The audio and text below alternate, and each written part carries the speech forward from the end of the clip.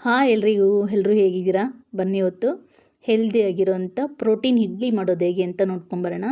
ತುಂಬಾ ಹೆಲ್ದಿಯಾಗಿರುತ್ತೆ, ಹಾಗೆ ರುಚಿಯಾಗಿ ಕೂಡ ಇರುತ್ತೆ. ನಾರ್ಮಲ್ ಇಡ್ಲಿಗಿಂತ ಇದು ಹೆಲ್ದಿಯಾಗಿರುತ್ತೆ. ಬನ್ನಿ ಈಗ ಅದಕ್ಕೆ ಏನೇನು ಬೇಕು ಅಂತ ನೋಡ್ಕೊಂಡು ಬರೋಣ, ಮತ್ತು ಹೇಗೆ ಮಾಡೋದು ಅಂತ ನೋಡ್ಕೊಂಬರೋಣ. ನೋಡಿ, ಇಡ್ಲಿಗೆ ಬೇಕಾಗಿರೋಂಥ ಪದಾರ್ಥಗಳು: 1 ಕಪ್ಪು ಕಡಲೆಕಾಳು, ಹಾಗೆ 1 ಕಪ್ಪು ಸಜ್ಜೆ. ಗೊತ್ತಲ್ಲ ಸಜ್ಜೆ, ನಿಮಗೆ ಮಿಲೆಟ್ಸ್ ಇರುತ್ತಲ್ಲ, 1 ಕಪ್ಪು ಸಜ್ಜೆ, ಹಾಗೆ 1/4 ಕಪ್ ಆಗೋಷ್ಟು ಹೆಸರು ಕಾಳು, 1/4 ಕಪ್ಪು ಕಡಲೆ ಬೀಜ, ಹಾಗೆ 1/2 ಕಪ್ಪು ಉದ್ದಿನಬೇಳೆ, 1 ಕಪ್ ಆಗೋಷ್ಟು ಸೇಮ್ ಮೆಜರ್ಮೆಂಟಲ್ಲಿ ಇಡ್ಲಿ ರೈಸು, ಇಡ್ಲಿ ಅಕ್ಕಿ. ಇಷ್ಟು ನೀಟಾಗಿ ಒಂದು 5-6 ಸಲ ತೊಳೆದ್ಬಿಟ್ಟು ನೆನೆಯೋಕೆ ಇಟ್ಬಿಡೋಣ. ಇದು ನೈಟ್ ಪೂರ್ತಿ ನೆನಿಬೇಕಾಗುತ್ತೆ. ಹಾಗೆ ಇದ್ರ ಜೊತೆಗೆ ಒಂದು ಅರ್ಧ ಸ್ಪೂನ್ ಆಗೋಷ್ಟು ಮೆಂತ್ಯ ಕಾಳನ್ನು ಹಾಕಿ ನೆನೆಸಿಡೋಣ. ಇದು ನೈಟ್ ಪೂರ್ತಿ ನೆನಿಬೇಕಾಗುತ್ತೆ. ಮಾರ್ನಿಂಗ್ ಎದ್ದು ಇದನ್ನು ರುಬ್ಕೊಳ್ಳೋಣ. ನೋಡಿ, ಈಗ ಚೆನ್ನಾಗಿ ನೆಂದಿದೆ.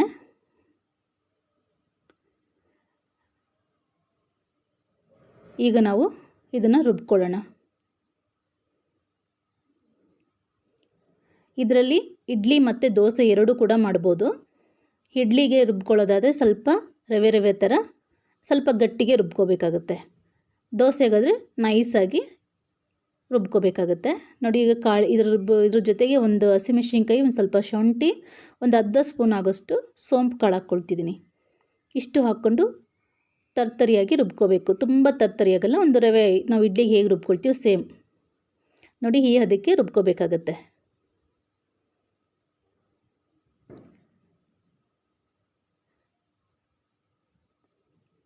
ಇದು ಬಂದು ದೋಸೆ ಹಿಟ್ಟು. ದೋಸೆಗೆ ಅದೇ ಸೇಮ್ ಇದನ್ನೇ ದೋಸೆಗೆ ರುಬ್ಕೊಂಡಿದ್ದೀನಿ. ಸೇಮ್ ಇದಕ್ಕೂ ಕೂಡ ಶುಂಠಿ ಮತ್ತು ಸೋಂಪು, ಹಸಿಮೆಣಸಿನ್ಕಾಯಿ ಹಾಕ್ಕೊಂಡಿದ್ದೀನಿ. ಇದನ್ನು ಸ್ವಲ್ಪ ನೈಸಾಗಿ ರುಬ್ಕೊಂಡಿದ್ದೀನಿ, ತೆಳುವಾಗಿ ರುಬ್ಕೊಂಡಿದ್ದೀನಿ ಅಷ್ಟೇ. ಬನ್ನಿ ಈಗ ಇಡ್ಲಿ ಹಿಟ್ಟಿಗೆ 1/4 ಸ್ಪೂನ್ ಆಗೋಷ್ಟು ಸೋಡಾ ಹಾಕ್ಕೊಳ್ಳೋಣ. ಹಾಗೆ ರುಚಿಗೆ ತಕ್ಕಷ್ಟು ಉಪ್ಪನ್ನು ಹಾಕ್ಕೊಂಡು ಇದನ್ನು ನೀಟಾಗಿ ಮಿಕ್ಸ್ ಮಾಡ್ಕೊಂಡ ನಂತರ ನಾವು ಸಣ್ಣದಾಗಿ ಕಟ್ ಮಾಡಿರೋಂಥ ಈರುಳ್ಳಿ ಹಾಕ್ಕೊಳ್ತಾ ಇದ್ದೀನಿ. ನಾನು ಈರುಳ್ಳಿ ಹಾಕಲೇಬೇಕು ಅಂತ ಏನೂ ಇಲ್ಲ, ಹಾಕ್ಕೊಂಡ್ರೆ ಚೆನ್ನಾಗಿರುತ್ತೆ ಅಂತ ನಾನು ಸಣ್ಣದಾಗಿ ಕಟ್ ಮಾಡಿರೋ ಈರುಳ್ಳಿ ಹಾಕ್ಕೊಳ್ತೀನಿ. ಈರುಳ್ಳಿ ಜೊತೆಗೆ ನೀವು ಬೇಕಾದರೆ ಸ್ವಲ್ಪ ಸಬ್ಬಸಿಗೆ ಸೊಪ್ಪು, ಕೊತ್ತಂಬರಿ ಸೊಪ್ಪು, ಹಸಿಮೆಣಸಿನ್ಕಾಯಿ, ಸೇಮ್ ಈಗ ಮಸಾಲ ಇಡ್ಲಿ ಹೇಗೆ ಮಾಡ್ತೀವಿ ಸೇಮ್ ಆ ರೀತಿ ಕೂಡ ಮಾಡ್ಕೋಬೋದು. ನಾನು ಇಲ್ಲಿ ಬರೀ ಒಂದು ಈರುಳ್ಳಿನ ಸಣ್ಣದಾಗಿ ಕಟ್ ಮಾಡಿ ಹಾಕ್ಕೊಳ್ತಿದ್ದೀನಿ.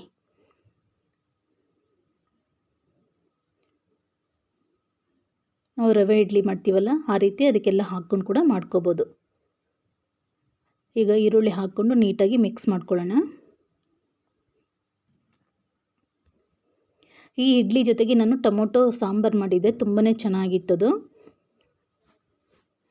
ನಿಮಗೆ ಯಾವ ಸಾಂಬಾರು ಇಷ್ಟ ಆಗುತ್ತೋ, ಯಾವ ಚಟ್ನಿ ಇಷ್ಟ ಆಗುತ್ತೋ ಅದನ್ನು ನೀವು ಮಾಡ್ಕೋಬೋದು. ನಾನು ಟೊಮೆಟೊ ಸಾಂಬಾರು ಮಾಡಿದ್ದು ಸಿಂಪಲ್ಲಾಗಿ ತುಂಬಾ ರುಚಿಯಾಗಿತ್ತು.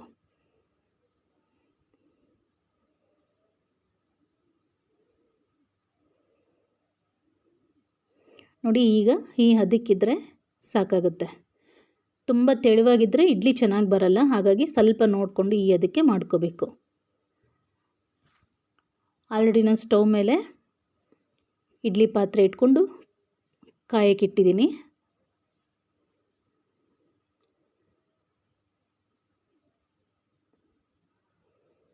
ತುಂಬಾ ಹೆಲ್ದಿಯಾಗಿರುತ್ತೆ. ಒಂದು 3 ಇಡ್ಲಿ ತಿಂದರೆ ಫುಲ್ ಹೆವಿ ಅನಿಸುತ್ತೆ. ತುಂಬಾ ರುಚಿಯಾಗಿ ಕೂಡ ಇರುತ್ತೆ ಇದು ಇಡ್ಲಿ. ಮಕ್ಕಳಿಗೆ, ದೊಡ್ಡವ್ರಿಗೆ ಎಲ್ರಿಗೂ ಹೆಲ್ದಿಯಾಗಿರುತ್ತೆ.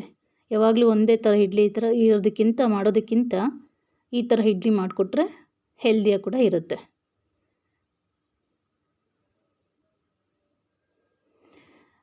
ನಾರ್ಮಲಾಗಿ 15 ನಿಮಿಷ ಬೇಯಿಸ್ಕೊಂಡ್ರೆ ಸಾಕಾಗುತ್ತೆ. 10 ಇಲ್ಲ 15 ನಿಮಿಷ ಬೇಯಿಸ್ಕೊಂಡ್ರೆ ಕರೆಕ್ಟಾಗಿ ಬೆಂದಿರುತ್ತೆ. ಮೀಡಿಯಮ್ ಫ್ಲೇಮಲ್ಲಿ, ಹೈ ಫ್ಲೇಮಲ್ಲ, ಮೀಡಿಯಮ್ ಫ್ಲೇಮಲ್ಲಿ. ನೋಡಿ, ಈಗ ಇದು ಬೆಂದಿದೆ.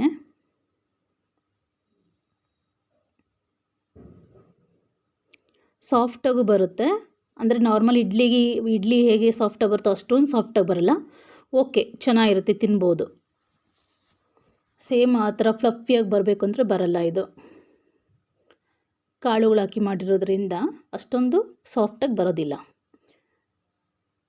ಆದರೂ ಚೆನ್ನಾಗಿರುತ್ತೆ. ಮರೀದೆ ಒಂದು ಸಲ ಟ್ರೈ ಮಾಡಿ. ಆವಾಗ ರುಬ್ಬಿ ಆವಾಗ ಮಾಡ್ಕೋಬೋದು ಇಡ್ಲಿನ. ಫುಲ್ ಡೇ ನೆನೆಸ್ಬೇಕು ಹಾಗೆ ಹೀಗೆ ಏನೂ ಇರಲ್ಲ.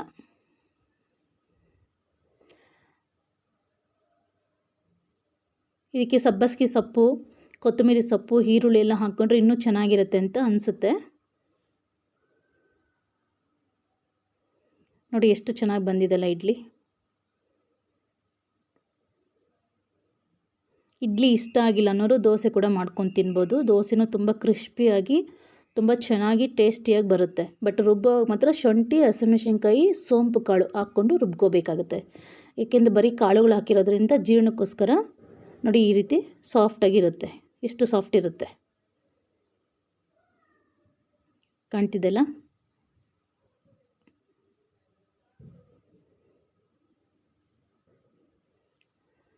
ನೀವು ಒಂದು ಸಲ ಮನೇಲಿ ಟ್ರೈ ಮಾಡಿ ಹೇಗಿದೆ ಅಂತ ಮರೀದೆ ಕಮೆಂಟ್ ಮಾಡಿ. ಹಾಗೆ ಇನ್ನೂ ಯಾರೆಲ್ಲ ನನ್ನ ಹೊಸ ಚಾನಲ್ ಸಬ್ಸ್ಕ್ರೈಬ್ ಮಾಡ್ಕೊಂಡಿಲ್ಲ ದಯವಿಟ್ಟು ಸಬ್ಸ್ಕ್ರೈಬ್ ಮಾಡ್ಕೊಳ್ಳಿ. ವಿಡಿಯೋ ಪೂರ್ತಿ ನೋಡಿ, ಇಷ್ಟ ಆದರೆ ಮರೀದೆ ಒಂದು ಲೈಕ್ ಕೊಡೋದನ್ನ ಖಂಡಿತ ಮರಿಬೇಡಿ. ನೀವು ಕೊಡೋ ಲೈಕ್ ನಂಗೆ ತುಂಬಾ ಉಪಯೋಗ ಆಗುತ್ತೆ.